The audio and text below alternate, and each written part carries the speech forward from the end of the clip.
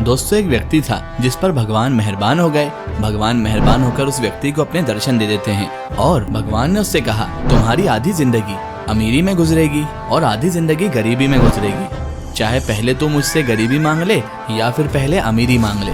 उस भक्त ने हाथ जोड़ लिए और कहा, भगवान अगर आप मुझे अनुमति दें तो मैं अपनी पत्नी से सलाह मशवरा करना चाहता हूँ। भगवान ने अनुमति दे दी। व्यक्ति भागा भागा अपने घर गया, अपनी पत्नी के पास पहुँचा और जाकर पत्नी से कहने लगा, भाग्यवान, मुझे प्रभु ने दर्शन दे दिए हैं और हुक्म ये दिया है कि तुम्हारी आधी जिंदगी अमीरी में गुजरेगी और आधी जिंदगी गरीबी में। अगर पहले अमीरी मांगते हो तो आधी जिंदगी अमीरी में गुजरेगी, फिर गरीबी आ जाएगी। पहले गरीबी चुनोगे तो अब गरीबी आ जाएगी और बाकी की बची हुई आधी जिंदगी में अमीरी आ जाएगी। अब भाग्यवान तुम ही बताओ, मैं अमीरी मांगू या फिर गरीबी।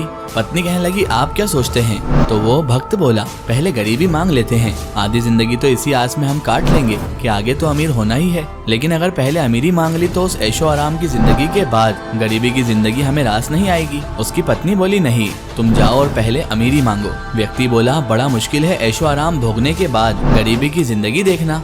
उसने कहा, नहीं, तुम जाओ और पहले अमीरी मांगो। व्यक्ति भगवान के पास गया और कहने लगा, प्रभु मुझे पहले अमीरी दे दो। भगवान ने तथास्तु कहा। व्यक्ति अपने घर आया, देखा तो अमीरी आ चुकी थी। छोटे से घर की जगह आलीशान बंगला खड़ा था।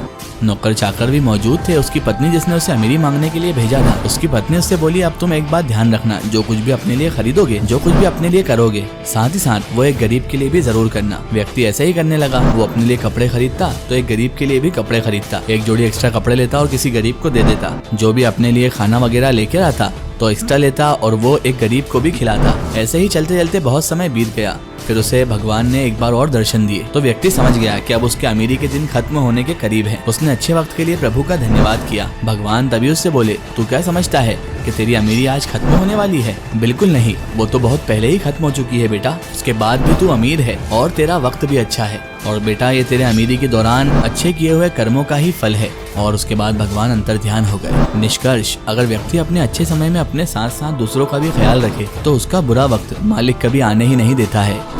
कमेंट में हमें जरूर बताएं कि आपको ये वीडियो कैसी लगी।